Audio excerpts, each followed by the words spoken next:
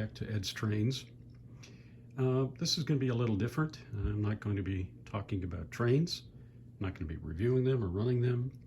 And I'm not going to be talking about working on my layout. What I am going to describe is how I decided to hang that P38 that you see in the view. And I did a little differently than others. First of all, a little background. What you see behind the fishing line and the super glue is an Avenger. And I built that for the first time after almost 60 years away from model building as a homage to President George Bush, number 41. The engine came out, the consist came out, the funeral consist. And I thought since he flew that during World War II, it might be a nice addition to the funeral consist to have an Avenger on the layout. So that got me started. I think that was over a year ago before I did that. And then I decided that that was so much fun, I wanted to continue to do it. And so my next model was the P38 that's hanging above the layout that I showed you earlier. When I did some research on YouTube to get some ideas on how to hang the aircraft, what I found was most people hang their airplane from the ceiling by putting a hook in the ceiling and then dropping the airplane from the ceiling. But as you can see on my layout,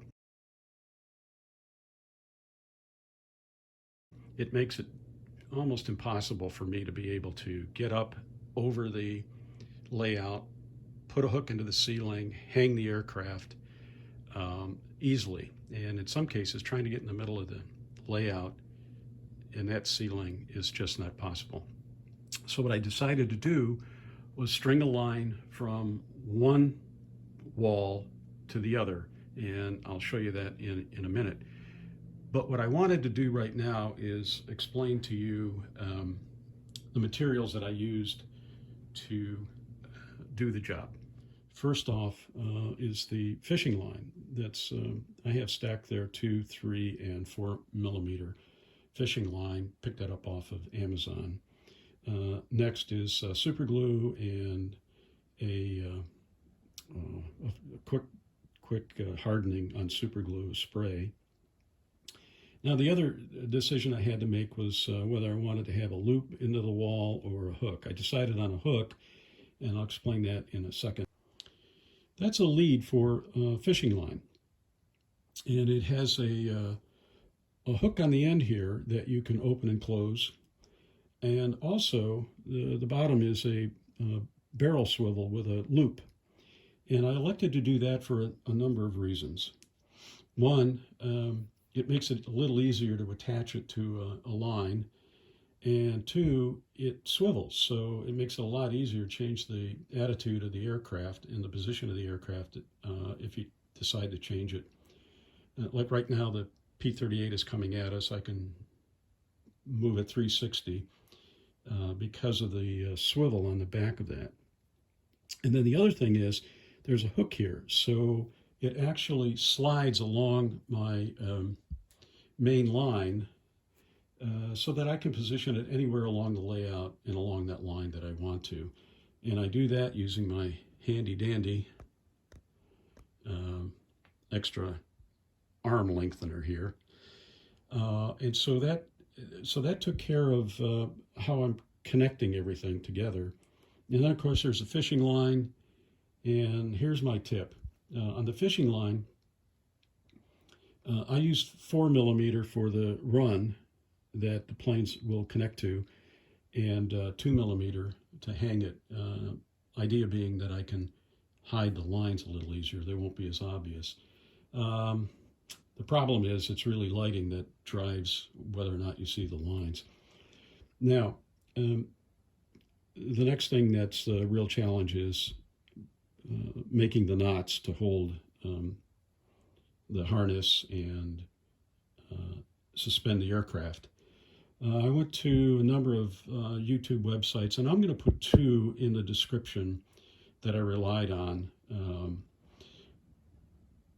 But most importantly, what I discovered is a little bit of tape to hold the fishing line down so it's not flopping all over the place. And secondly, as you're actually going through making the knots, it's really helpful to have these self-closing tweezers to hold the ends of the fishing line as you do your knot, and then I've used tweezers to pull it through the hoops. So in one case I used a square knot and then two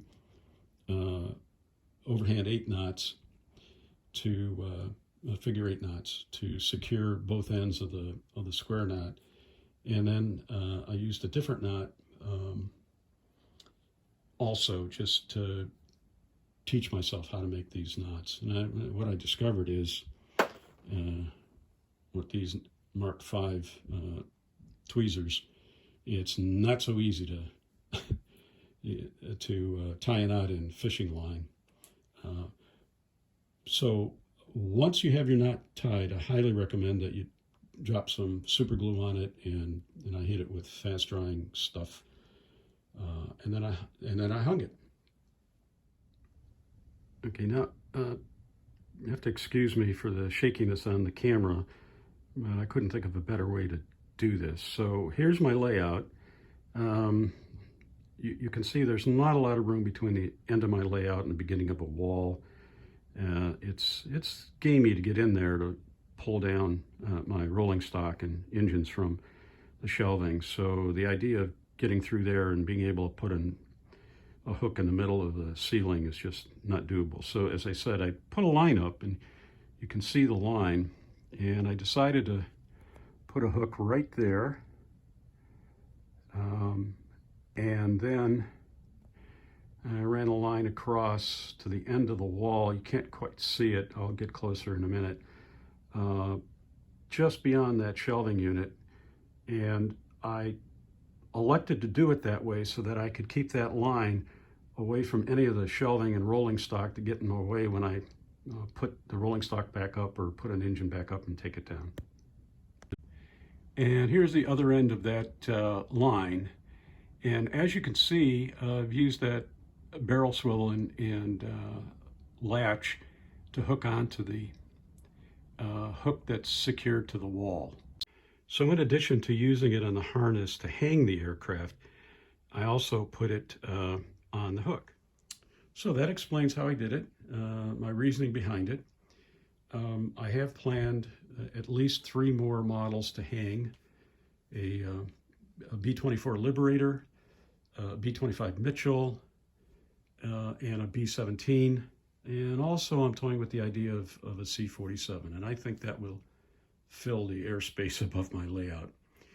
And the other thing I intend to do is take that same concept of the line running from wall to wall and possibly run 1 or 2 more in different positions on those walls to provide opportunities to hang the airplane in a different formation and more airplanes. So that's how I did it.